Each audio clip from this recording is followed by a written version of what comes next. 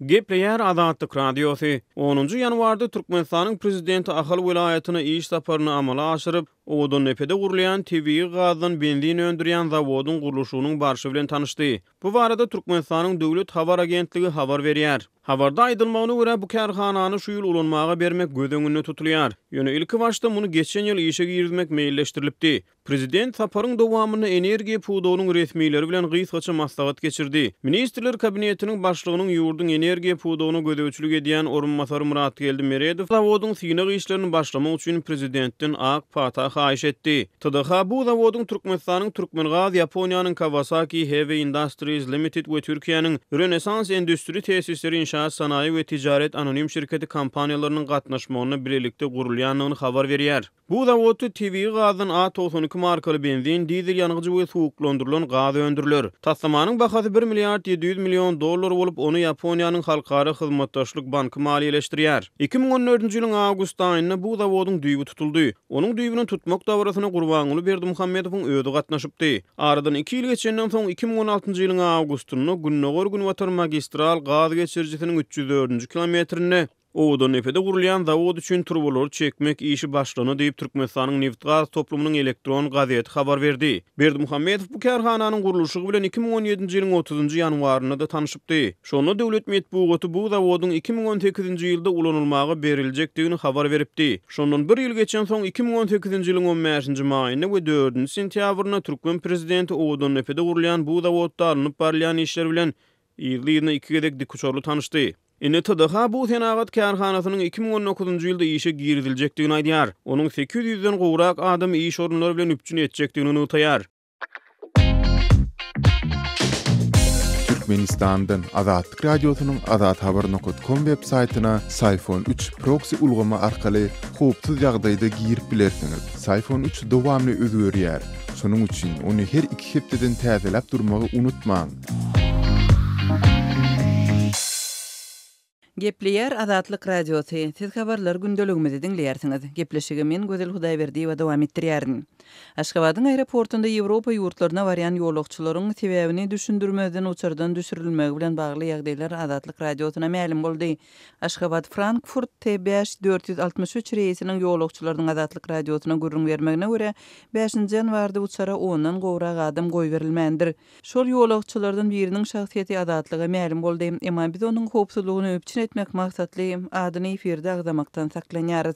Bu geçen şenbe günü boldy. Reýs T5463. Onuň elinde ýakly ruhsat kagylary bardy. Hiç biri düzgün bodulmandy. Emma hiç biri düşündürüş bermezden onu reýsten düşürdiler diýip agdalan uçaryň ýolagçylary bilen söhbetdeş bolan habarçymyz 11-nji ýanwarda habar berdi.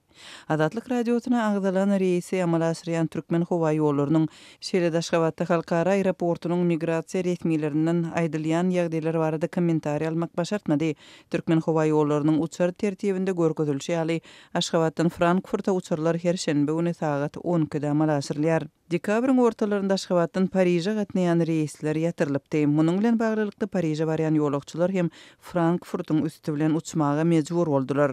Mundan 13-nji dekabrda Aşgabatyň aeroportunda Paryja barýan uçaryň registrasiýasy ýaňy başlanyp destine tamamlanypdy. Bu sebäbi düşündirilmezden wagtyndan esli ir uran uçaryň ýolagçylarynyň ençemesi gidip bilmän ýolundan galypdy.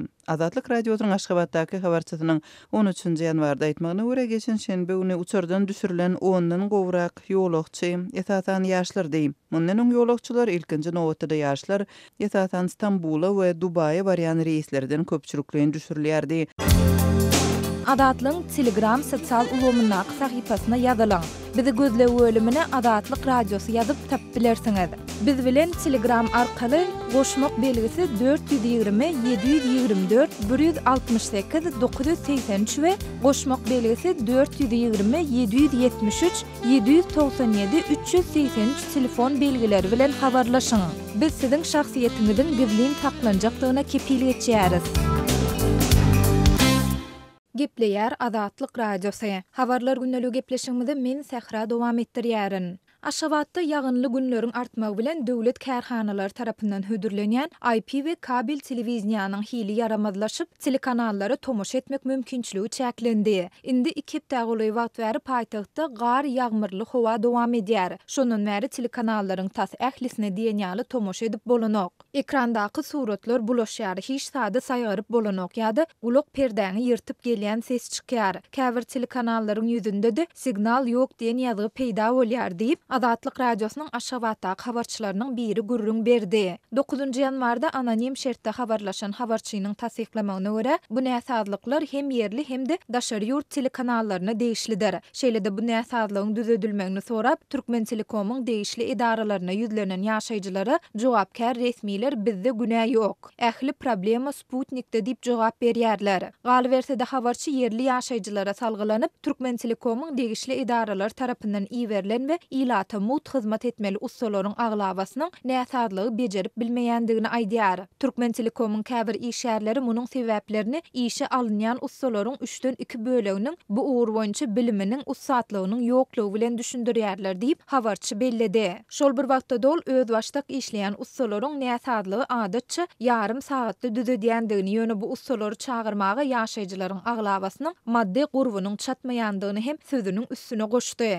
Bu ustalar bir ýedek gelen üçin 80 manat tölek soraýarlar. Galy bersede telekanallary düzetdireninden 4-5 gün soňra howa yaramazlaşsa ustany gaýtadan çağırmaly bolýar diýip habarçy gürrüň berdi. Türkmenistanda döwlet kärhanalary tarapyndan hödürlenýän IP we kabel telewizioniýa hyzmatlarynyň ilata hödürlenip başlananyna indi 10 ýyl çemesi wagt boldy. Mundan 5 ýyl çemesi ozal Aşgabatda çanak antennalaryň köpçülikleýin sökülip aýrylmagy bilen ýaşaýjylaryň tasy ählisi diýen ýaly bu hyzmatlardan peýdalanyp başlady. Şondan bäri döwlet kärhanalary tarapyndan hödürlenýän IP we kabel telewizioniýa hyzmatlary ýurdun ilaty üçin daşary ýurt telekanallaryny tomoş etmegiň ýeketäk usullarynyň biri bolup galýar.